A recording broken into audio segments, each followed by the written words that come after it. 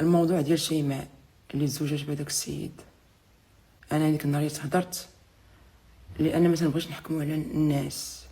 هي عزلاتو اختارتو، قلت لها الله يسهل عليكم، ما ربما يكون هو باغي يتزوج بها ويديها وعجباتو وداكشي والداعم ديالها وداكشي صافي. ما تنبغيوش نحكموا على الناس.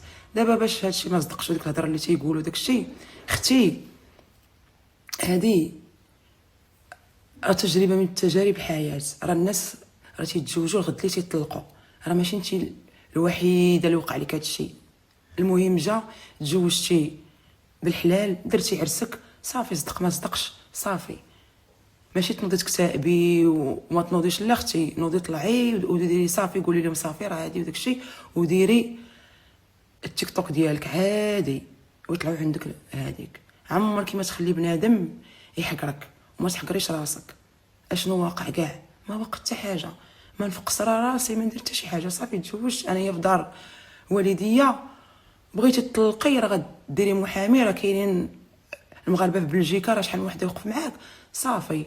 ما صدقش كات السيد صافي، ما تهضرش انت كاع عليه.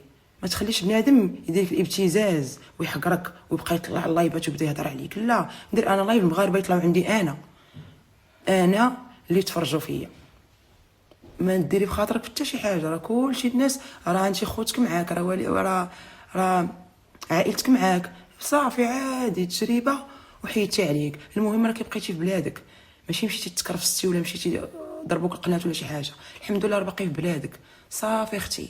ما ديري بالك حتى شي حاجه وما تنوضيش تبقاي فهمتي تبكي ولا شي حاجه صافي. راه ابتلاء من عند الله سبحانه وتعالى صافي. تتقولي الحمد لله وتتنوضي وتتكملي حياتك باقي صغيره وصافي. ما تخليش بنادم فهمتي يضغط عليك زعما راه داكشي بقى يهضر عليك. لا، نوض انا شيماء وندير اللايفات. راه لقيتك حيدتي اللايف ولا حيدولك ولا الله اعلم.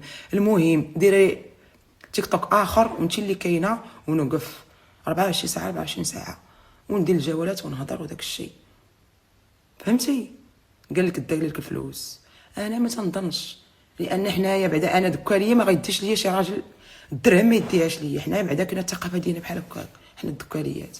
المهم كاع الا دارك شي حاجه ولا لا، العام الله. حين دابا شنو تيطرا، انا باش كنت كندير اللايفات شحال من راجل تيصيفط لي السبوعه وتيبدا يقول لي السلام تليفونك، تنقول له خويا شكرا، تيولي ما بقيتش تندير الجوالات، ما بقيتش حيت داكشي فيه هذيك. بنادم غيكون تيصيفط لك راه فهمتي، ما طق راه غادي بغى يرجع الاموال الطائله اللي صيفط لك، والله اعلم.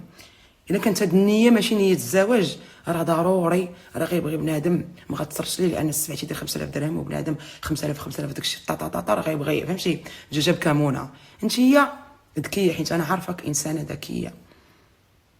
المهم هادشي صافي قلبي الموضوع، واللايفات ديالك طلعي ليهم يوميا بحال اللي كنتي وسالات، وانت اللي غديري البوز وانت اللي غطلعي وصافي. الحياه تستمر. ما تجلسيش اختي تكتئبي وتجلسي ديري هكا وما تنوضيش. لا اختي، غسلي وجهك ونوضي، وانت هي اللي طلع عندك المغاربه والناس يتفرجوا فيك سهلينا. وهذاك الشيء راه غادي، هذوك المشاكل راه غادي يتفكوا. المهم راكي في بلادك جالسه اختي وعايشه الملك، بلاد الحريه، راه ما كاينش شي واحد اللي غيجي يتعدى عليك.